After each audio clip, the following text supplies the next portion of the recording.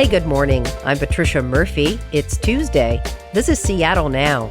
Today we're sharing a recent favorite episode from our friends on the Booming podcast. You may have heard their episode on how tons of young people are choosing trade school over college out of fear of white-collar jobs drying up. Now, another story on uncertainty in the white-collar workforce. Companies appear to be making big bets that AI can replace huge chunks of their workforces. It seems like go to trade school has become the new learn to code. But Dan Grossman, professor and vice director of the University of Washington's Allen School of Computer Science and Engineering, says the outlook isn't so bleak for students who still want a career in tech. On today's episode, are reports of AI driving a white-collar bloodbath greatly exaggerated? Here's Monica Nicholsberg.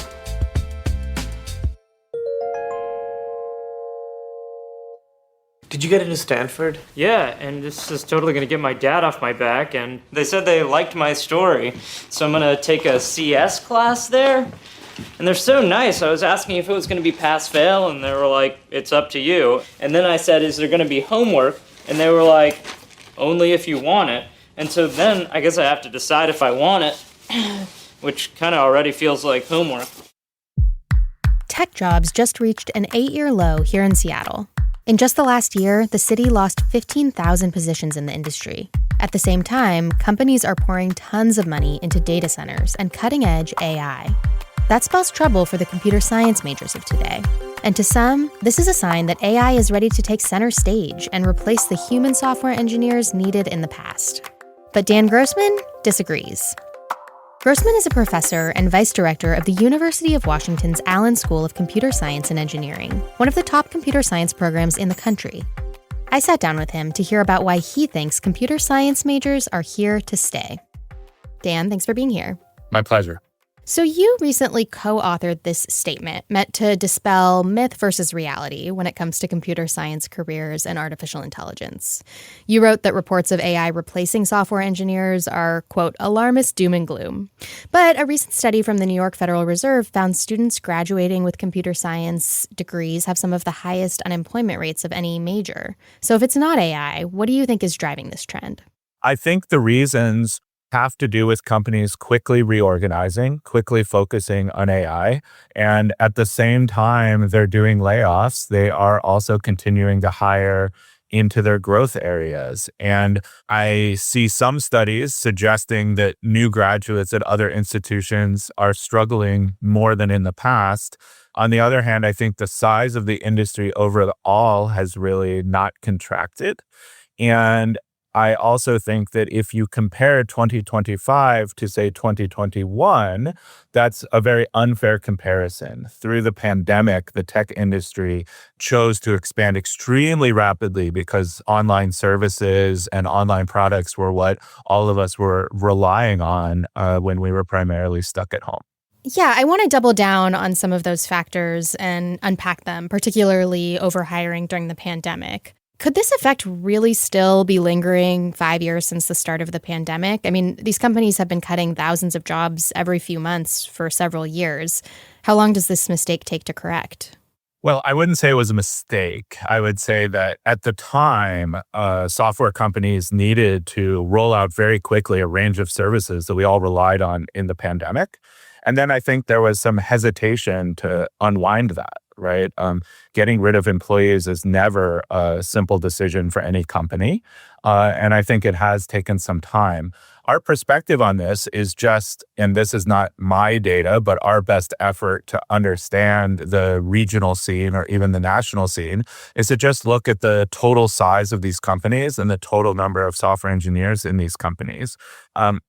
Even if you account for all the rounds of layoffs we have been hearing about for the last year or two, these companies have more software engineers than they did at the beginning of 2020. Interesting. Do you have any sense of what level those software engineers are at? No, that's not data I usually have. And the mix of, junior engineers, senior engineers, that's not something I have a lot of insight into. If I look at the data I do have from the Allen School here at the University of Washington, they are pretty much by definition taking positions at entry level or one level above. And I'm seeing more hires than ever. More hires than ever. So does that mean the percentage of students graduating out of your program and landing jobs sort of right away is increasing? The percentage has been pretty steady for the last couple of years, I would say, and is very hard to unpack because some go to graduate school, some go to take some time off. It's a bit messy. The number is up in part because our program has grown.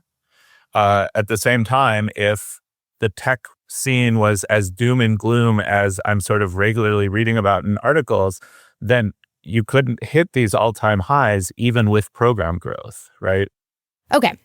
The second reason that you give for some tightening in the software engineer job market is something that I don't think people are as aware of. This is changes to the research and development tax code. Unpack that for us. What's changed and how is it affecting the software engineer workforce? Oh boy. When software engineers develop new products that will then exist for many years, my understanding is the labor expense is seen as an investment in a particular year that then leads to revenue over many years. And there were certain depreciation schedules, the same way that capital expenses like buildings and furniture can have depreciation schedules.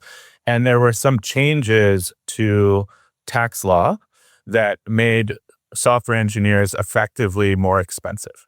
Interesting. That sort of fits into this shift that I've seen in the tech industry where talent was the most important asset and has sort of become, in some cases, a bit of a financial liability when these companies are trying to free up tens of billions of dollars to spend on data centers. The other thing that I don't have a lot of insight into is how much of this is really a matter of liquidity and needing the cash to do things and trading off salary expenses, even for very valuable engineers and products, versus other things that you could use with that same cash. How much of this is a cash flow issue and how much of this is a net revenue and earnings thing that's more sort of quarter to quarter or year to year? Or to be maybe a little more blunt about this, how much of this is pleasing Wall Street and how much of this is sort of core use of limited resources to get the company to where it wants to go? You know, in reporting on this question of whether AI is replacing workers, usually I hear something pretty aligned with what you're talking about, that the technology isn't ready to replace workers one-to-one. But if you look at a company like Amazon, say, which says it expects to flatten its hiring curve even as it doubles its e-commerce business, it seems hard to interpret that as anything other than a bet that AI and automation will be able to replace workers in the near future. I have a different take on it, which is that AI will transform software engineering. I've been in this field for about 25 years, and I've seen software engineering transform throughout that interval. When I started, software was developed for about a year and then was printed onto compact discs, put in boxes, wrapped in plastic, and shipped to stores where people entered the stores and bought them. And the next release of the software didn't come out for a year. Everything has changed from that world. And throughout that entire process, software engineers have gotten more efficient and had to rely on new tools to be as efficient and as effective as their competitors. And AI, I see as a next step in that. And software engineers will need to know how to use AI effectively in order to meet new standards of creativity and efficiency. Now, you can always argue that this time is different, but what I've seen over the last 25 years is every time software engineers have gotten more efficient, we've simply built better products and seen the industry expand and expand and expand. The number of engineers you need to build software the way we built software in the year 2000 is much smaller than it was 25 years ago. But instead, we have a booming tech industry that does things we couldn't even have imagined 25 years ago. We're always coming up with new ideas for things software can do. In a lot of industries, if you get more efficient, you simply build the same number of products with fewer people and less money. Software has a very long history of not working like that. Instead, we find new exciting software and new features for the software we already have. Still, there's a lot of anxiety out there about this. And I'm wondering if the fears of the white-collar bloodbath, as some have called it, are trickling down to incoming students. Are applications for the Allen School's computer science program down? Nationally and at the Allen School, we did see a drop in applications from 2024 to 2025 that was about 20%. Now, 20% is not an enormous amount given how volatile applications can be sometimes. And our 2025 numbers were still higher than our 2021 numbers and are 10 times higher than we have capacity for. Even after that drop, we still have 10 times as many applications as we have capacity for. So the field of computing still remains very popular compared to roughly any other sort of major field you can think of. And if anything, the drop means that we don't have to turn away as many students as we wish we had capacity for. So it's not something that you're worrying about? Well, it's not something that I'm worried about in the sense that every business cycle, every time there's been rounds of layoffs, we have seen the student demand follow. It's cyclic, but every cycle ends up at a higher place than the cycle before. So what we've seen over many decades is the demand for computer science university education go up overall, with ups and downs within that up overall that follow what you read in the newspaper. How is the Allen School helping current students prepare for this sometimes more difficult or at least constantly changing job market?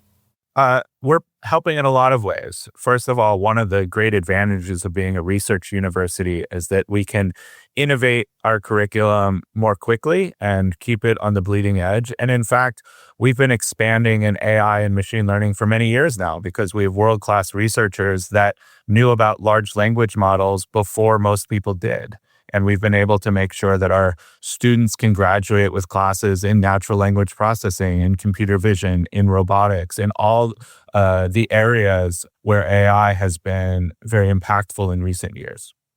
On the software engineering side, we are piloting new courses where students can learn where AI is and is not yet helpful in producing software and helping software engineers.